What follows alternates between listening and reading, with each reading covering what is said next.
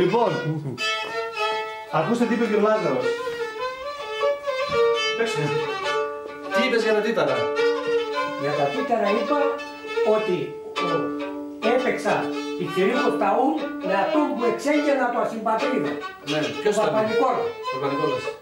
Ταλικίδης Νικόλαος. Λοιπόν, έπαιζα το με εκείνον και έλεγε γούρπα γάλια, αργά, τέτο χορευτήν, ό,τι θέλω να φτάει, αυτό θα φτάνει με εκείνη. Είναι ο μόνος σκοπός που θα πάει ό,τι λέει ο χορευτής. Εκεί κάτσα με πίνα και θέλω για αυτό. Εγώ δεν αισθάνομαι κάπου και δεν έφτασα. Και έπαιζες δουρνά. Εσύ παίζεις από τη ζουρνά, τα τύτταρα. Άντε δώσ'. Έμες δώσ'.